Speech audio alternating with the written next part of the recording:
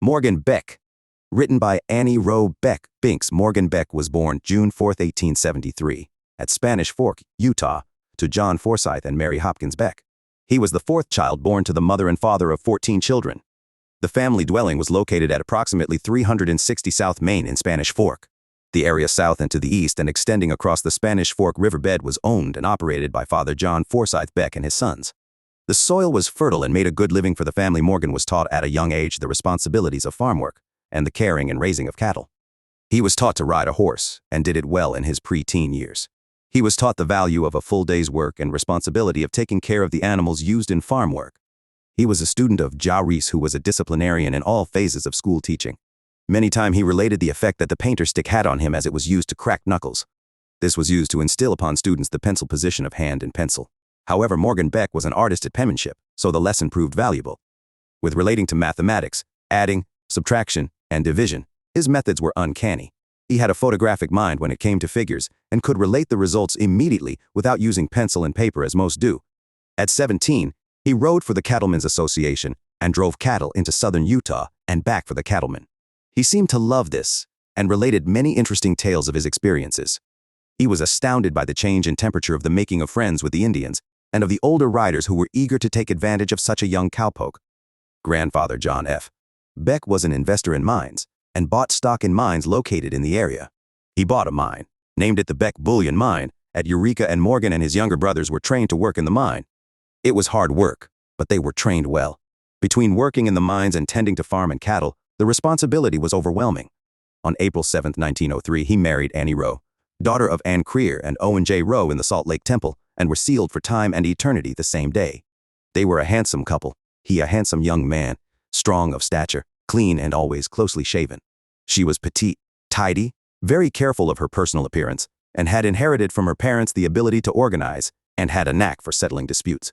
She was a scholar, a teacher and choral director. With these attributes, they were very communicative, having likewise congenial personalities.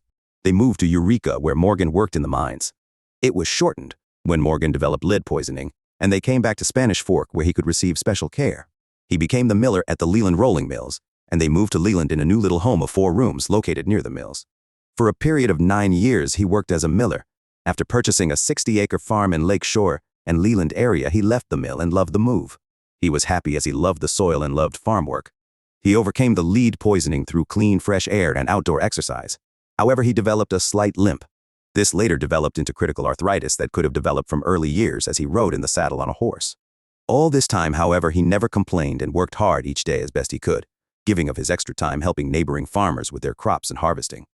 In 1930, he became roadmaster for the Spanish Fork Canyon area located at Soldier Summit, Utah. He was supervisor of the Spanish Fork Canyon Highway for 10 years. He worked in cold weather, snow, sunshine, and rain. It was a state road job, and he worked it well. He was chosen as second counselor to Bishop George Hales. He was a compassionate leader and understood the wants of the elderly and the poor. He was a clever politician and voted the Democratic ticket always and encouraged his children and wife to do likewise. He loved the excitement of elections. His most favorite politician was President Franklin D. Roosevelt. His favorite governor of Utah was Governor Henry Blood. He was city councilman for 4 years, and it was during this time that the Junior Livestock Show was introduced to the city. It has proved to be a tremendous exhibition. Since the approval of the Jr. Livestock Show has become one of the outstanding events in the state of Utah. Morgan and Annie Rowe Beck were proud parents of 3 daughters and 2 sons. LaRue B. Jex, married to Alex J. Jex, Dale B. Evans, married to Joseph D. Evans. Ed Beck, married to Grace Bowen. Ross F. Beck, married to Irma Brown. And Rowe B. Binks, married to Merrill D. Binks. He was very proud of their accomplishments and the love and gratitude that they gave to him. He loved to argue politics with his eldest daughter, LaRue, because she had married and followed the opposite political party, Republican. During the peak of one election, LaRue sent father a ceramic donkey. They engaged this novelty sharing. When his health became so that it was a struggle for him to continue farm work, the Lakeshore farm was sold to Bishop Mark Anderson of Lakeshore. This change was hard for him to accept because it had been such a dream and meant so much to him. His health, he knew, was a problem. He was unable to work without the aid of crutches, but even so kept up a beautiful flower garden as well as vegetable. It was a profitable pastime, and he shared the produce with kindly neighbors. Father suffered a hemorrhage and stroke and died at the family home at 91 West 400 North, June 2, 1945. He was buried in the Spanish Fork City Cemetery, June 5, 1945.